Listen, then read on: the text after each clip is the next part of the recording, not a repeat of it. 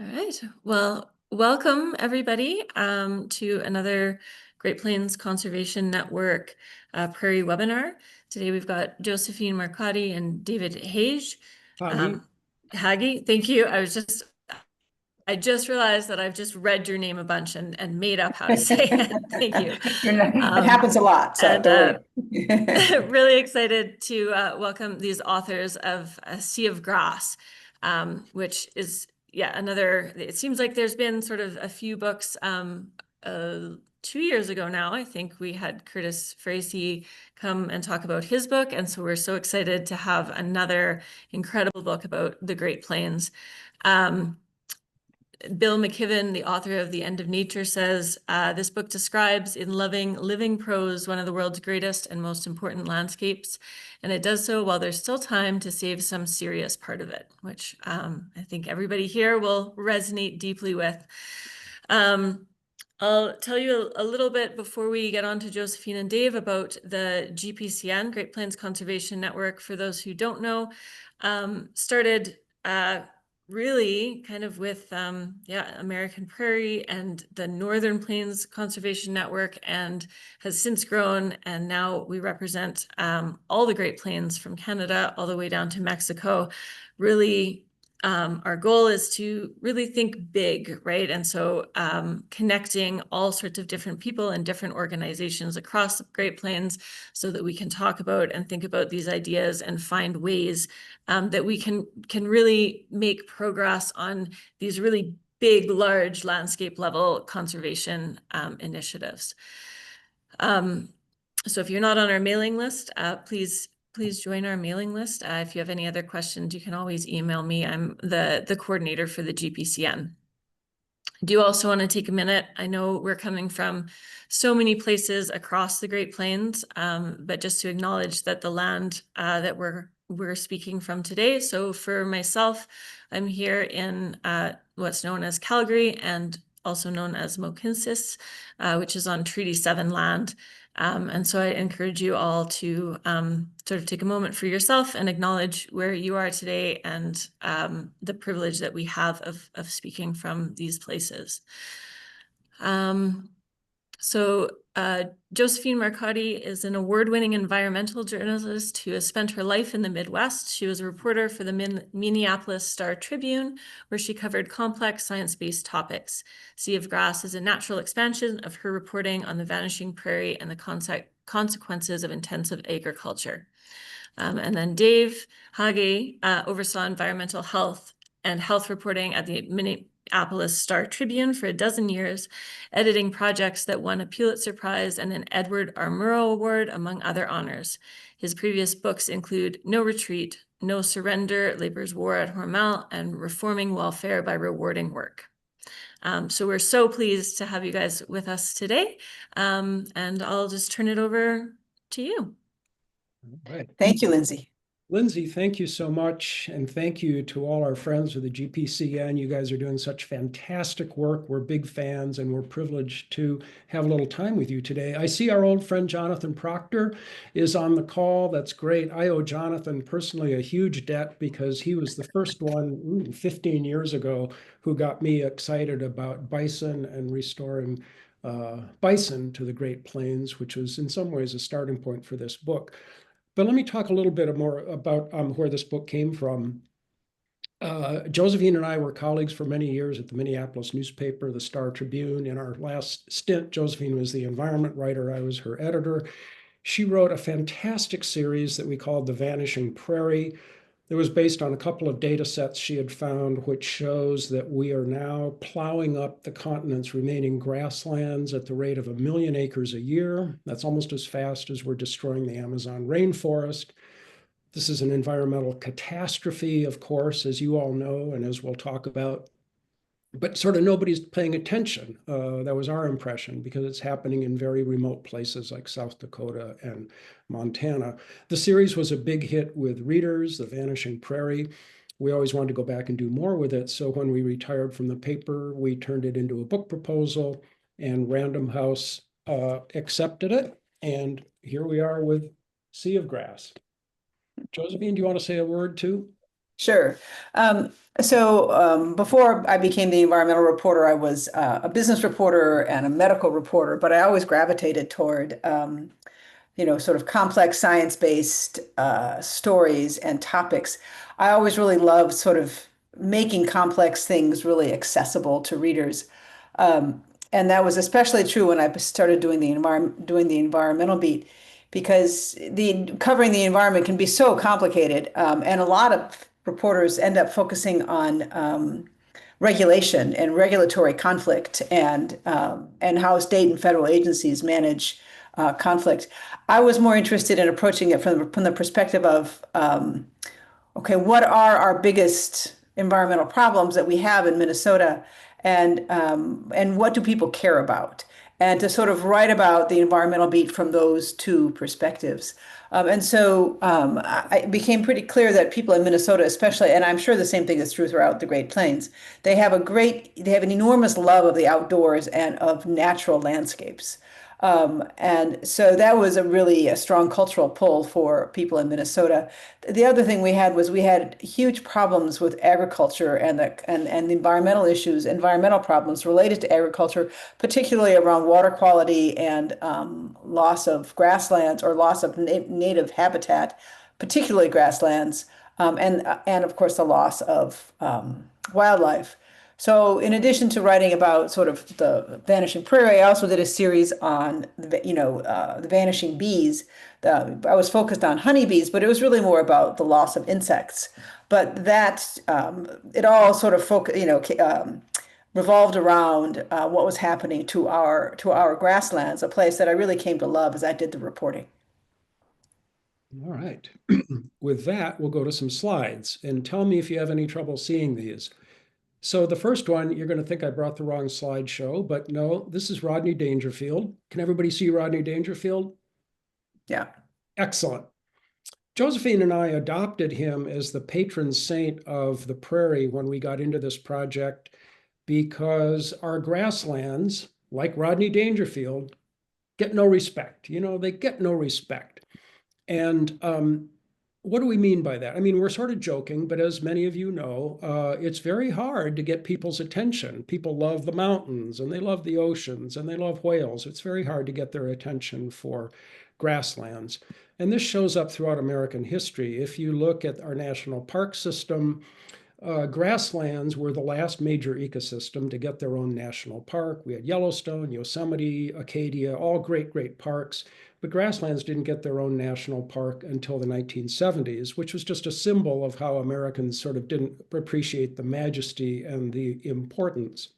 Another measure of this is a study we came across, a terrific ecologist who wanted to help the nations and the world's big conservation groups prioritize their money. What were the ecosystems that really deserved attention? So he combined two different measures. One is how endangered an ecosystem was, that is, how much had already been converted to something else. And the second measure was how much of the remaining land was protected by international treaties or national parks or preserves. When you put those two indicators together, the most endangered ecosystem was not the ocean, not the mountains, it was the world's grasslands, temperate grasslands, savannas, and shrublands. And so that really pointed us to the urgency of what Josephine had written about at the paper and of the project for our book. Let me move ahead. Why do grasslands matter? I'm going to go through these slides real fast. Josephine and I will take turns. I'm going to go through it fast because you all, I think, know this material really well. Well, grasslands are a hugely important carbon sink. Grasses inhale carbon dioxide from the atmosphere. They store it in their roots in the soil deep underground. It's estimated that the world's grassland soils hold fully 1/3 of all the terrestrial carbon stocks. Grassland soils hold more carbon than the atmosphere itself, more than our forests. It's a huge carbon sink. And when we plow them up, we're releasing vast amounts of carbon into the atmosphere. Number two, erosion. Everybody remembers the Dust Bowl.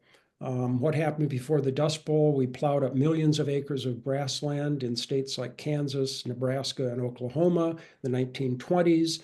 It was a wet decade. The world needed a lot of wheat. We thought this would last forever. It didn't. The 1930s turned dry. We no longer had those beautiful prairie roots holding the soil in place, and we lost millions and millions of tons of beautiful soil. And by the way, despite terrific, important soil conservation efforts since the New Deal, we're still losing more than 1 billion tons of topsoil every year to wind and water erosion.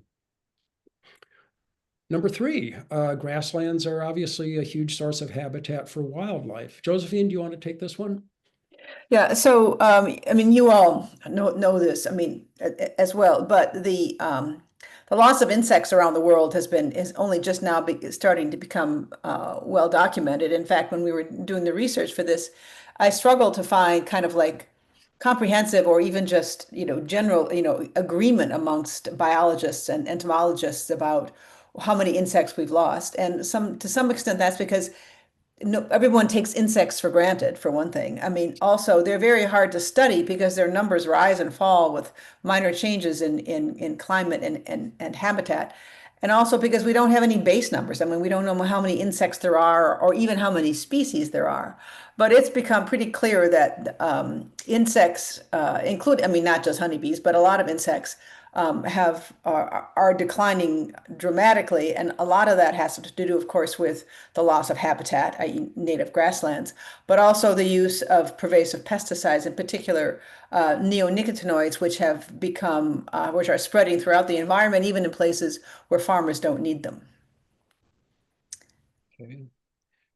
And of course, grasslands are hugely important in controlling flooding on the continent's great rivers. I'm going to mention one little study and then turn it back over to Josephine.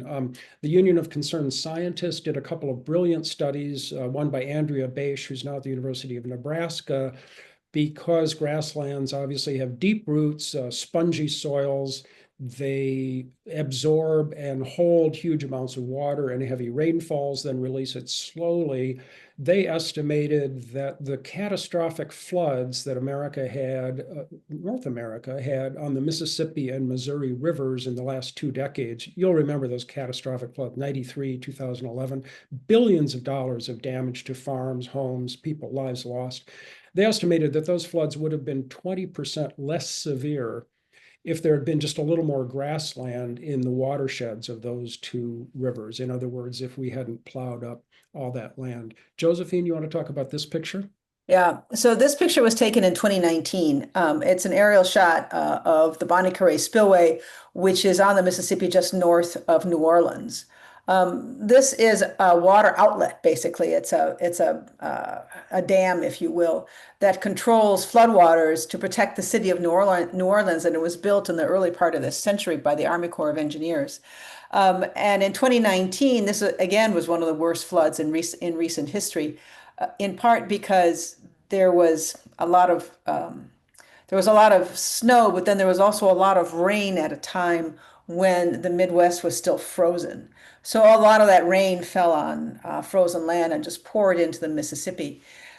You all know about the dead zone in the Gulf of Mississippi. A lot of people know about that, but in our book, we chose to focus on a sort of a side story to that, which was the damage that was done to the Mississippi coast east of New Orleans during 2019, when this floodway was opened twice and stayed open between, I think, January and May.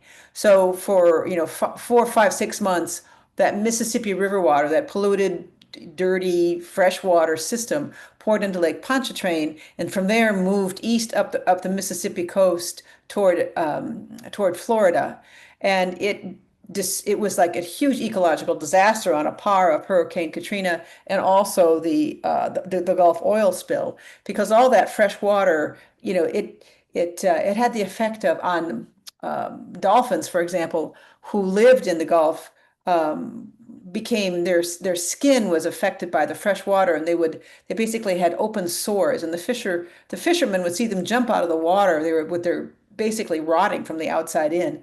And everyone thought that the mammals would leave the water, that the dolphins would go someplace else, but they didn't. They stayed, and they lost hundreds of dolphins that year. But the biggest problem was the impact on the oyster beds. I mean, the Mississippi coast, of course, is one of the biggest oyster producing areas of our country. And it's had a lot of problems in the last 50 years, in particular, again, because of those previous ecological disasters. But the fresh water that came in from Mississippi was just its death knell. Normally, oysters need a certain salinity. They need some fresh, they need slightly less saline than standard ocean water. But if they have too much fresh water, they close up and they don't reopen again unless they absolutely have to. So they can survive some fresh water, but this was too long. And they finally were forced to open up and then they died. And the oyster beds along the Mississippi coast have not recovered. And that was a major cultural and economic center for that part of the country. So that was just I thought, kind of a heartbreaking aspect to this. And still, the Army Corps of Engineers has not resolved how to manage future damage from the opening of the Bonnet Carré spillway, because their mission is to protect the city of New Orleans, not the environment. One of the themes that we develop in the book is the idea that we keep making what we think is progress, and by some measure it is progress, and then we find out decades later that maybe it was a mistake, or maybe progress had unintended consequences. We'll develop that theme as we talk this afternoon. But this is a perfect example. Josephine writes in the book that when the Army Corps built the Bonnet Carré spillway, they thought they would only use it sort of in emergencies, very rarely when the Mississippi was river flooding.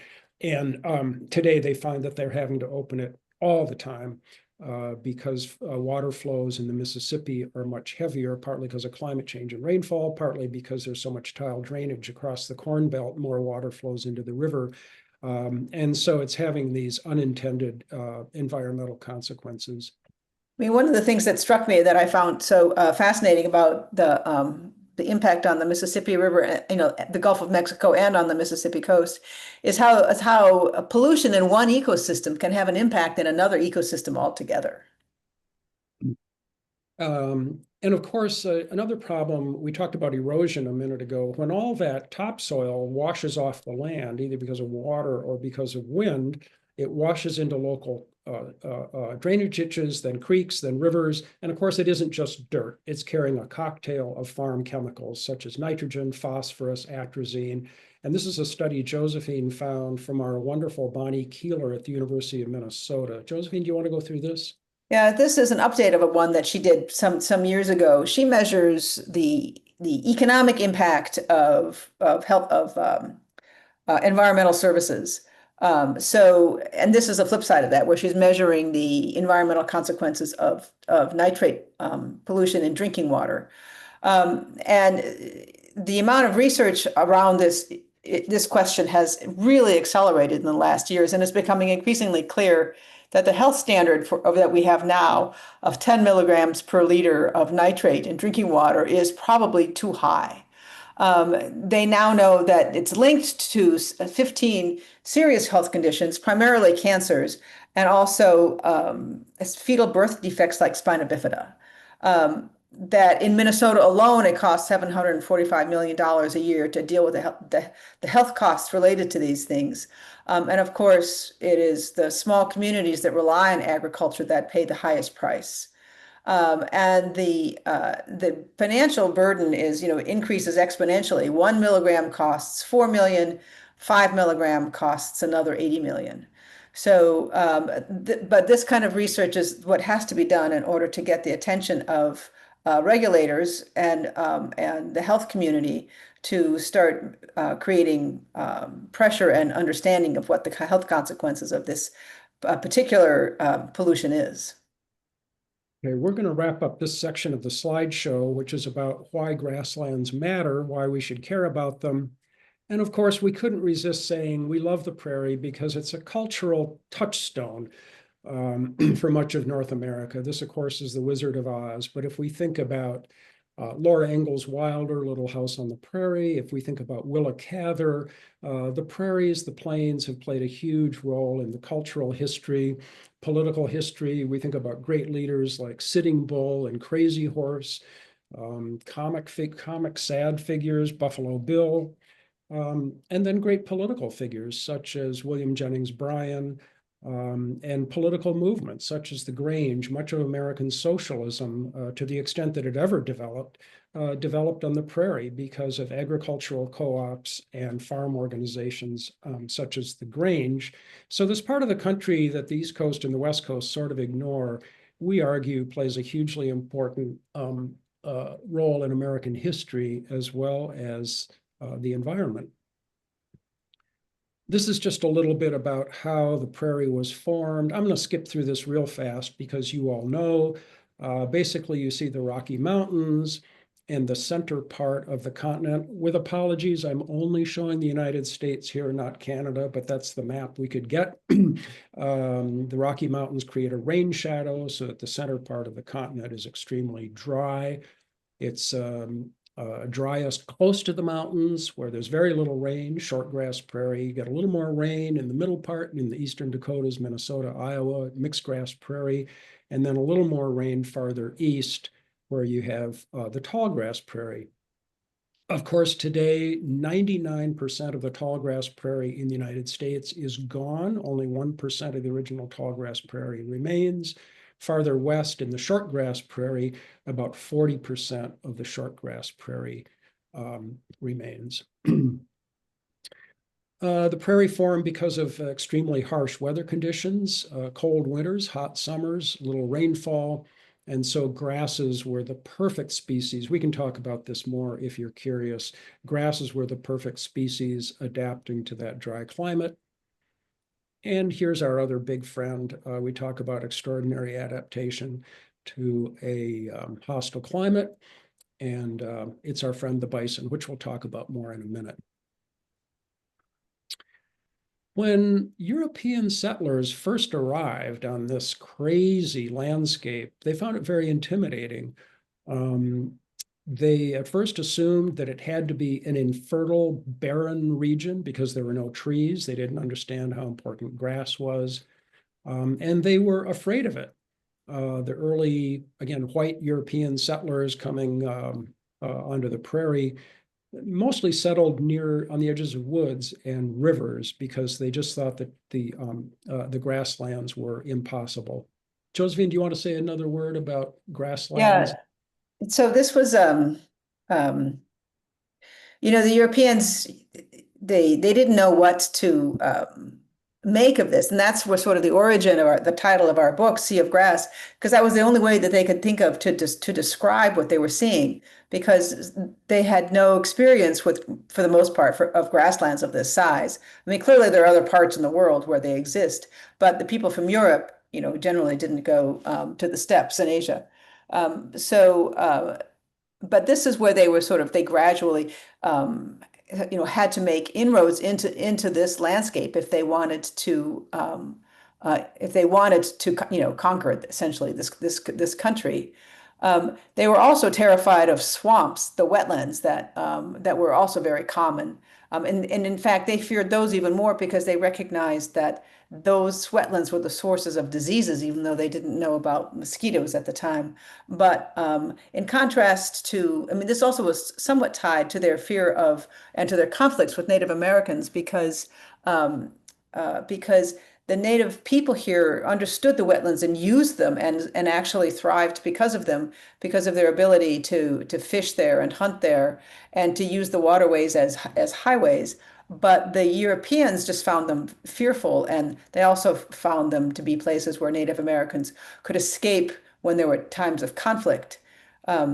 So it's you know, it's a kind of sort of tied to this culture of conquering the country and conquering nature, that they felt they needed to subdue the prairie and turn it into productive farmland and to make the land pay and to sort of, you know, create this new economy for this new world.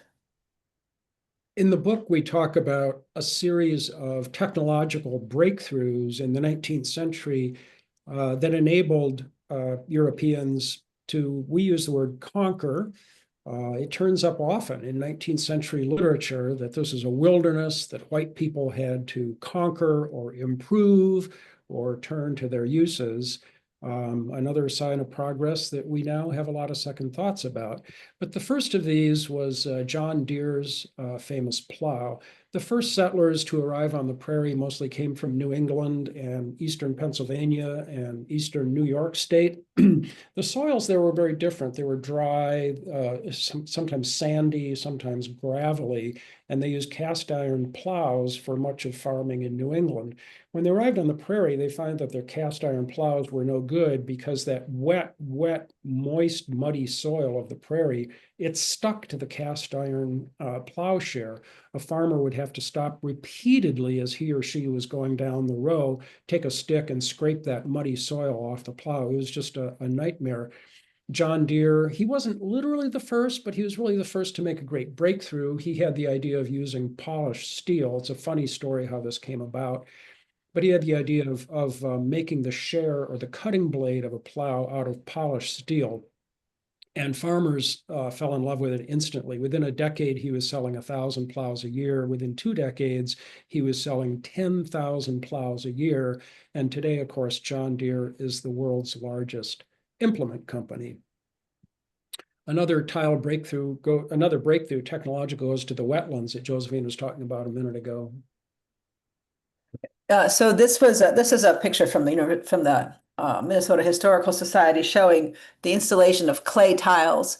I think this was actually in the early part of the 1900s. The clay tiles in this country first were used in the mid 1800s, and there was a farmer in New York called John Johnston who first started importing them tried importing them from Europe, and then started making them to install below his fields, which were quite wet. At the time, he was mocked by his neighbors and by other farmers who laughed because he was, as they say, installing crockery in the ground.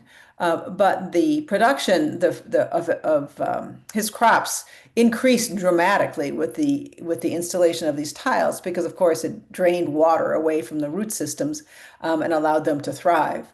It didn't take long for this to take off, mostly because of the way that the farm journals at the time really were a crucial source of information for farmers across the country. And when they started writing about this, then other farmers started adopting this practice of installing clay tiles. And I don't know if, the way they work, in case for those of you who don't know, is that when the water comes down through the soil, then the water table starts to rise. And when the top of the water table hits the bottom of these tiles, which were open, then they collect the water and send it downhill to an outlet like a stream or a ditch. At the same time that this was going on, farmers began using steam-powered equipment to dig ditches to collect all this water, and the drainage project was on. It took about, I don't know, 50 to 75 years for these massive amounts of wetlands in the prairies to be drained. I think now today there's something like close to 100 million acres of land in this country, which used to be wetlands and is now cropland. And the vast majority of that is in the Corn Belt because, of course, corn doesn't like wet feet. And today the farmers, as you know, still use tiles. They still call them tiles, but they use those black perforated tubes that you see all over agricultural areas. And this photo was taken in South Dakota at a field day where they were showing farmers how easy it is to install drainage tile below ground in South Dakota, which had never been drained before. And you can see how interested they all are. And today, draining, particularly corn, is considered vital to a successful farm. We often take for granted, those of us who grew up in the 20th century, we sort of take for granted the way the landscape looks to us today. It's endless rows of corn and soybeans, and we think, oh, here's this, bucolic landscape that's always been this way. And of course, it hasn't always been this way. We lose track of what a colossal engineering feat this was just to take tile drainage just in the state of Iowa. The New York Times sent a reporter out to Iowa around the turn of the century, and he added up all of the labor, manpower, woman power, all the steam power, all the land. And he said this was a project comparable to the digging of the Panama Canal. Millions of acres of land were dug up and transformed. And when we take all of these technological breakthroughs together, tile drainage, the steel plow, synthetic nitrogen and fertilizers, in less than 1 century, colonial farmers plowed up 300 million acres. They transformed 1/6 of the continent from this beautiful wild grassland to a very tidy, highly engineered landscape of industrial agriculture. As it happens, most of that action stopped at the 98th meridian around the turn of the century. You see the 98th meridian running down the middle of the continent. And that's because rainfall drops off more steeply west of the 98th meridian, very dry. At that point, turn of the century, farmers mostly assumed that you couldn't grow wheat, corn, soybeans, et cetera, west of the 98th meridian. There are exceptions. There was wheat in western Kansas and Nebraska, but mostly west of the 98th meridian, the land remained in grass and became cattle country, for better or worse. But it remained in grass. Now, that started to change about 30 years ago. There was a whole new wave of technological breakthroughs, drought-tolerant corn, drought-tolerant soybeans, Roundup ready crops, which suddenly made it easier, safer, more profitable to farm in land that was really probably too dry and too hostile for crops. And you add in federal crop insurance, which means if you had a terrible crop because it was too dry, you shouldn't have planted corn there, the government would bail you out. We sound like we're anti-farmer, and we're not. We can come back to that if you're curious. But the result of these new breakthroughs in seed hybrids and pesticides and herbicides was that, as Josephine wrote in our series, today we are plowing up the Great Plains, the grasslands, at the rate of 1 million acres a year. And it's an environmental catastrophe. All those things we talked about, erosion, polluted water, loss of wildlife, they're now spreading west into the Dakotas and Montana. There are places in South Dakota, where all the rivers are polluted now the way they are farther east. Well, we also want to talk about signs of hope, because as we traveled around Iowa, Nebraska, Kansas, Montana, Illinois, Indiana, we found a lot of good things happening too. And here's one of them, Glacial Ridge. So this is Glacial Ridge is in northwest Minnesota, just south of the Canadian border. I first came across it some years ago when I was writing about the Red River of the North and the problems it was having with sending pollution up north into Canada. And which was, of course, identical to the problems of sending pollution down to the Gulf of Mexico. It's just a different river going in a different direction. But this is the largest prairie restoration project in the United States. This used to be almost exclusively farmland and degraded pasture, plus some feedlots. These are what they call the beach ridges that were created by Lake Agassiz thousands of years ago. So where the sand and gravel were deposited by wave action in that Great Lake. The bottom of the lake is now the Red River, but these are 20 miles east or west, depending which way you go. And these were sort of rolling hills. I mean, you can sort of see when you drive there, you can see where the beaches were. And so the soil was very sandy and gravelly, and then the dips in between those beaches are where the water collects, and so they're also not good for farming. But of course, farmers did farm there for many, many years. And then in the late 1990s and early 2000s, the Nature Conservancy was looking to find land to convert back to prairie. And they made this audacious decision to buy 24,000 acres, which is a huge amount of land at the time. And they went through the process of persuading the community that this would be a good idea, which of course was often a hard sell. But they had something really strong going for it, is that the city of Crookston, which is right there, needed a source of clean drinking water. Its wells were getting polluted by nitrate and other farm chemicals, and it didn't have enough of a supply for the city. So they agreed to allow the city to put their city drinking water wells in the middle of this grassland, and that would made it was like the kind of ecosystem services that you hear about now, but no one had ever heard about even in the 2000s. So between that and the creation of a trust fund to repay the lost property taxes back to the counties and the local governments, that was enough to persuade the community to accept this vast restoration of a prairie, which now, in combination with other wildlife areas around there and other Minnesota state land, it is like a 50 miles square region of grasslands. And this photo here is of lead plant, if you don't know what it is. And I took this in June. And this was a field that had been burned earlier in the spring. And, you know, the guys I talked with there who were the same people who actually planted the seed when this was put in were really happy with the way this turned out. So that's one of the cool things we found, which is places where we are trying to restore prairie to land that had been farmed. But of course, there are places in America and in Canada that are never going to be turned back to native prairie. This is Iowa. The land is so productive. So much of the economy, so much of the culture is tied up in agriculture. That it'll probably never be restored to prairie. And so the question is, can we find ways of pursuing agriculture, supporting farmers that are less damaging to the land, to the water, and to wildlife? We met and fell in love with this great organization, Practical Farmers of Iowa. I'm sure some of you are familiar with it. Just a brilliant group. They promote all the tested and proven conservation practices, cover crops, diverse crop rotations, and so on. But the genius is they do it farmer to farmer. It's not some expert talking down their nose. It's not some inner city environmentalist. It's farmer to farmer. And they just do brilliant work. They've grown from about 1,000 members to almost 10,000 members in the last decade.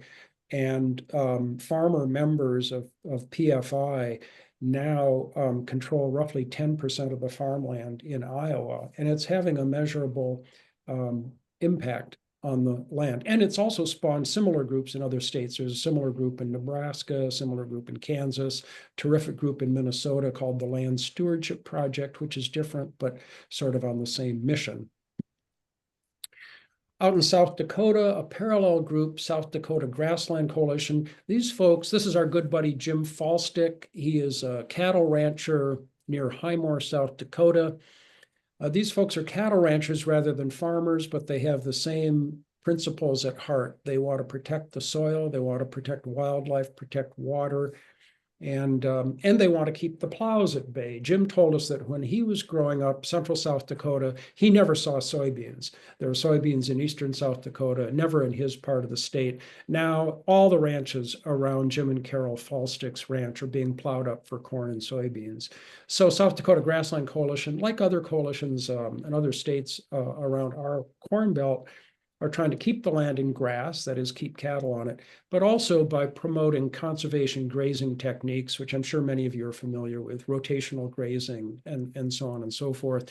Jim and Carol, their ranch is just, it's like sort of a paradise. It's just pheasants and deer and tall grasses. I don't want to get carried away, but it's just an extraordinary place in making people get along well with the natural environment. Tribal bison herds are another one of the extremely cool things that we came across. Jonathan Proctor knows all about this, had a pivotal role in expanding it. Bison, of course, are good for grass. They evolved together over thousands of years.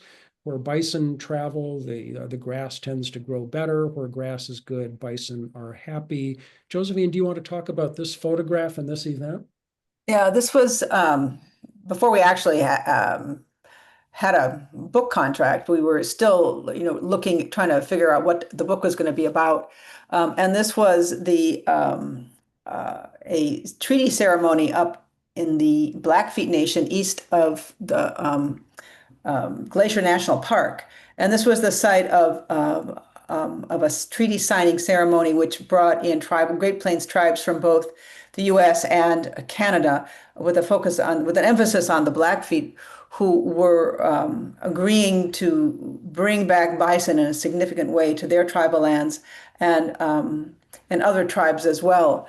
So, I mean, you all know how much work has been done now to bring back tribal bison, particularly through the work of the Intertribal Bison Council and the Fort Peck Reservation, which has been moving bison from Yellowstone to tribes across the continent. So this was actually one of the things that gives us the greatest hope for what can be done for Great Plains conservation in this country and in Canada. Because we are by restoring bison, you're not just restoring a keystone species to the grasslands, but you're restoring hope and cultural identity and the economics to tribal nations.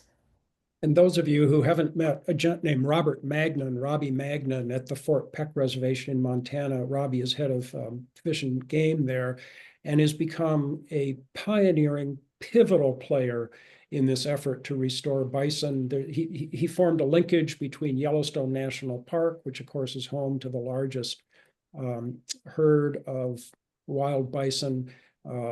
I'll cut through a long, complicated, sad story, but today it has a happy ending. And Robbie Magnan at Fort Peck has a quarantine facility. He can take bison from Yellowstone, make sure they're safe, and then pass them on, and due largely to his work and Defenders of Wildlife and World Wildlife Fund, he has now helped seed, I think, 26 other reservations as far away as Alaska and Kansas with tribal bison herds. And it's now thousands and thousands of bison on tens of thousands of land. So it's really achieving scale. And then you all know about American Prairie Reserve. Josephine, do you want to talk about this one? Yeah, I mean, this one is, another really interesting model. And this is, of course, is something that could work for other landscapes other than prairie, but this is a private national park in essence. I don't know if it's technically that, but that's the kind of how I think of it, in that they were able to put together a lot of funding from people who were convinced that we were losing something of great value from this country. And they began buying up ranch land now around Malta, Montana. And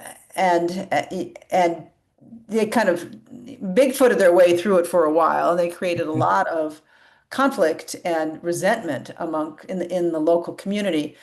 Now, maybe some of that they could have done better, but some of that is sort of intrinsic to different perspectives of different perspectives that people have for what land is for.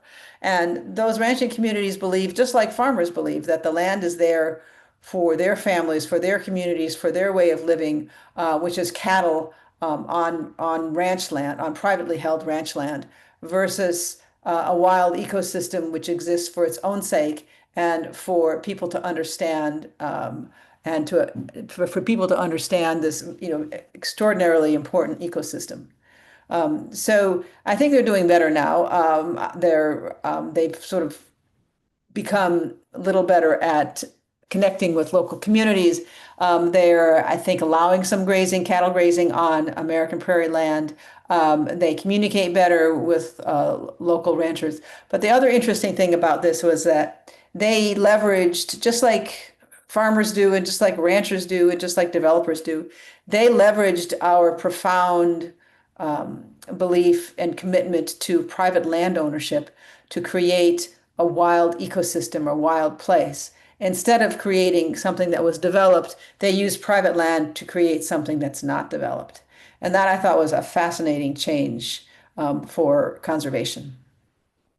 That theme of private versus public, of economic versus wilderness is another theme that runs right through our book. In America, maybe as much in Canada, I'm not sure. We've had this ethos that the land has to be turned into productive value. People have to be able to make money off the land. And there's been pushback against that ever since Teddy Roosevelt and Gifford Pinchot.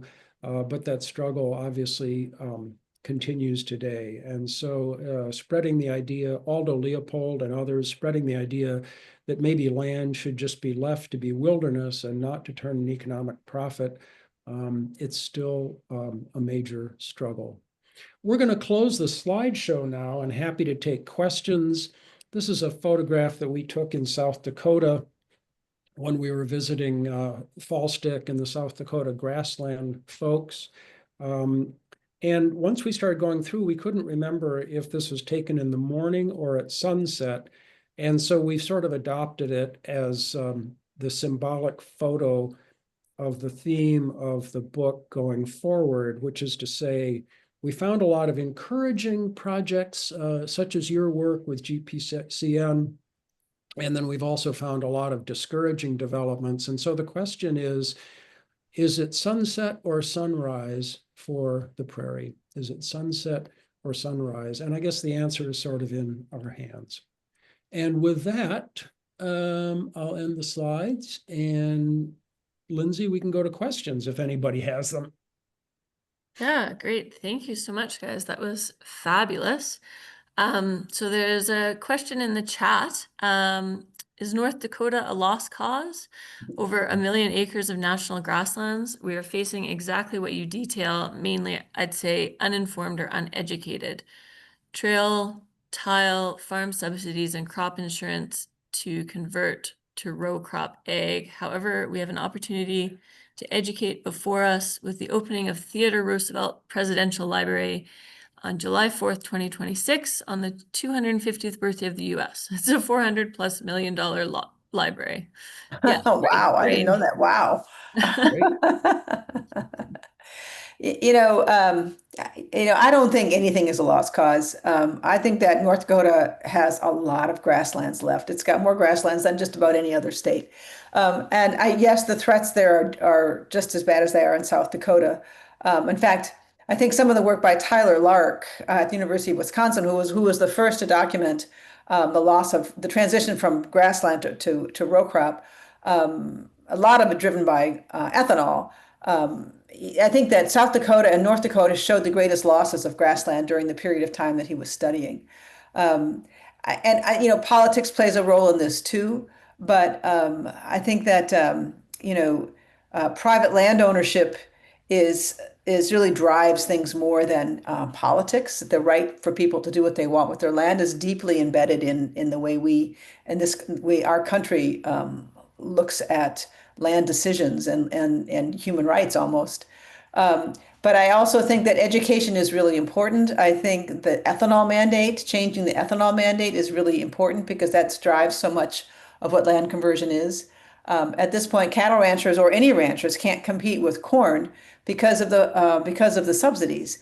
And if there was more of a level playing field for the different kinds of producers, whether you're raising animals or raising grain, I think that would change people's attitudes immensely. Just one little more footnote about North Dakota. Folks in North Dakota seem to be kind of in love with bison, which we love. Josephine has pointed out that in Montana, ranchers absolutely hate bison. Jonathan knows all about this. They used to shoot bison outside Yellowstone National Park. Years of litigation when cattle ranchers fought bison. We could never quite figure that out. Well, we could, but there are other states where bison seem to be loved and admired, and then that's a good tool to save the wilderness, save the grassland, national parks with bison, and people like that. Great. Yeah, so I think that's the Badland Conservation Alliance, and they say they'd like to invite you to North Dakota as well. So we couldn't get to every prairie state or every prairie country for that matter. It was like that. It was just too big. Yeah, Cliff, you have your hand up. Yeah. So yeah, I think there are a lot of exciting things happening all the way from Mexico to Canada, but as you've kind of alluded to, those of us on both sides of the USA are concerned about the direction and frankly the chaos of the current administration. And I guess the question I have is there are kind of cracks in even the right, even ranchers at American Prairie, in a positive direction. So do you think the coalition of all those people who love grasslands, from whether they're right, left, or center on the political spectrum, is enough to withstand the assaults on funding for Indigenous people, for programs like the Farm Bill that have a conservation bent to them and could help with grassland conservation? Well, let's see. Josephine, let me take a stab at that. I mean, I think that we'd be naive if we didn't say that the current administration, I don't want to get political, but if we didn't say that the current administration is causing catastrophic damage, we're going to lose 4 years at least in the fight against climate change, because they have disabled so much of the funding that goes to support climate-friendly agriculture, to say nothing else. A lot of the projects that we visited and that farmers started were predicated on some sort of federal money. And so the setback is going to be huge. That said, many of the people that we found were non-political. They might be Republicans, they might be Democrats, but they didn't particularly care about what was happening in Washington. They were committed to their project. Practical Farmers of Iowa, these are farmers totally committed to conservation agriculture. South Dakota Grassland Coalition, these are folks who are totally committed to a conservation form of ranching. And our impression, I think, was that they're going to proceed regardless of the winds blowing in Washington. And again, I don't want to sound naive, because I think this current administration is a catastrophe for all the things we're talking about. But there are a lot of points of light out there. One of the, the thing is like, yeah, all politics is local. So that's especially true when you're talking about, politics in rural areas that make up the Great Plains. And, but I also think that the people who live there, who drive the local politics, many of them are, children of the grasslands, children of the prairie, whether their parents were ranchers or not. But I don't think anybody there would choose to see corn rather than grass. It's the economics that drive it, and it's federal policy that drives it. And I think that if there was pushback at the local level from landowners in those rural areas on things like ethanol, the ethanol mandate, that could change. And that's a matter of education at the community level more so than it is, because those mandates are driven by agribusiness and not necessarily by farmers. But it's the associations that say they represent farmer interests that drive that, and the companies like that make the seeds and make the chemicals that benefit from things like the ethanol mandate and crop insurance that drive it.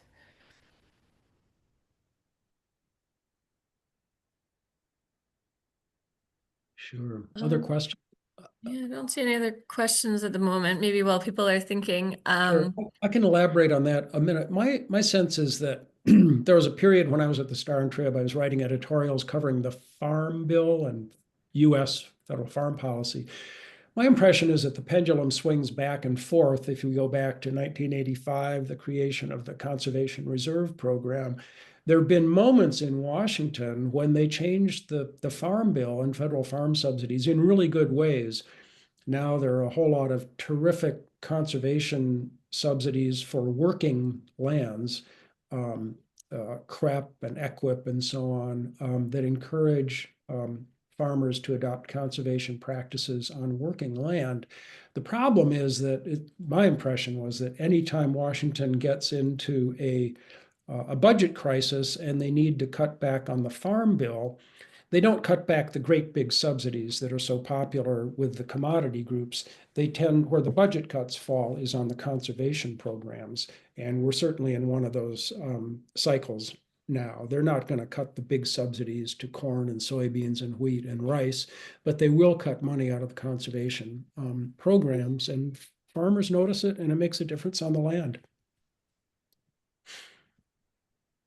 I guess in all your conversations that you've been having with, landowners and farmers and a lot of these groups that really do seem to get it, and are passionate about conserving and stewarding their land. Is there a common thread that you notice that runs through these groups that are sort of vastly different in terms of geography or, and yeah, like what do you think makes them different from, other groups, places where, they're really resistant to this idea of conservation or sustainable ranching, that sort of thing? I'll take one quick stab at that. If there is a common thread, and I'm not sure there is, but one of the common threads would be that farmers and ranchers feel like they're being manipulated by a great big system that they can't control, that there are large lobbying powers, the commodity organizations, the big grain companies, food companies, agrochemical companies that drive federal farm policy, so that farmers who would like to diversify their crop rotation, they'd like to grow alfalfa or oats or barley or canola, they can't afford it. They can't afford to because there isn't in the US, there's not the federal safety net for those other crops. There's not a market for those other crops. They're being driven into a narrow form of monoculture. And by the same token, they're being driven toward consolidation, buying tractors that cost $750,000, and now you're farming 3,000 acres. And I think they are sad and unhappy and angry about losing control of their work, their lives, and the land that they love.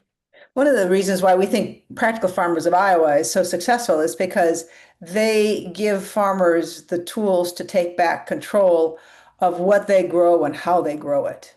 Regardless of whether it's something that's supported by the government or because they have seeds and chemicals that they are, sort of imposed on them by the business corporations. They are able to choose what to do, what they want to do, and to, create better soil or natural forms of fertilizer that they can do without having to buy it from those big companies. And that is really one of the things that really motivates or has driven the increase in interest in Practical Farmers of Iowa, is that it gives farmers control over how they farm. Lindsay, one little footnote on that, on attitudes and ideologies. When we first started reporting, Josephine and I, about American Prairie Reserve out in Montana, there was a real war between the conservationists who founded American Prairie and local ranchers. As Josephine said, local ranchers felt this was a bunch of big city liberal environmentalists who were coming and telling them they didn't know what they were doing. By the time we finished our reporting, there were signs of rapprochement between the two. One of the spokespeople for American Prairie, he said, we have to respect the ranchers. This land wouldn't be in grass if it weren't for ranchers. And one of the ranchers we got to know said, well, we don't like the way they went about what they're doing, but you know what? They've taught us we have to up our game in terms of conserving soil, water, and wildlife. So I think there is some shift in attitudes and respect out there. Yeah, that's great. And actually, the GPCN steering committee was just out having our sort of strategic planning meeting at American Prairie, and got to talk to some of the folks there. And yeah, it sounds like that those relationships and how they're going about building those relationships are so important. And one thing that I also want to mention really quickly is when we were at the American Grasslands Conference at the end of June, we didn't know this when we arrived there, but one of the things that we found out about was that all of the grassland organizations and conservation groups are sort of joining together to create a national campaign for the United States on preserving grasslands in a way to teach people what they're losing and to make them understand that they're losing something of great value and something that's very important to their cultural history. So that national campaign is expected to be, I think, starting this spring sometime. But it just seemed like something that was way overdue, and I was just so glad to hear that they were doing it. Yeah, that's great. I guess thank you guys so much for coming. I know we want to get people back off to their things. So thank you guys so much. Did you guys have sort of any final thoughts on, I guess, the title, Can We Save the Nation's Greatest, what was it, ecosystem? I can't remember. But yeah, can we, and what do you see as sort of the next steps that we really need to take? I mean, we know what to do. I mean, the answers are well known. The strategies are well known. The thing that is hard to change, of course, are the people. And that's a matter of time and education. But the short answer is yes, it can be saved, but and it's it's the people that make it hard. I mean, one simple step, if we were in control, I think we would scale back or even eliminate the ethanol mandate. I think it probably won't happen in the real world of politics, but if we could eliminate the ethanol mandate, it's hugely popular in the Corn Belt, but it would change the economics of raising corn. It would change farmers' practices on probably millions of acres. And so we would love to see that happen. Great. Well, thank you guys again so much for coming and chatting with us. And yeah, for everybody, we'll have this up on our website soon. All right. Thank you very much. It's a great pleasure. That was great. I love this group. Thank you.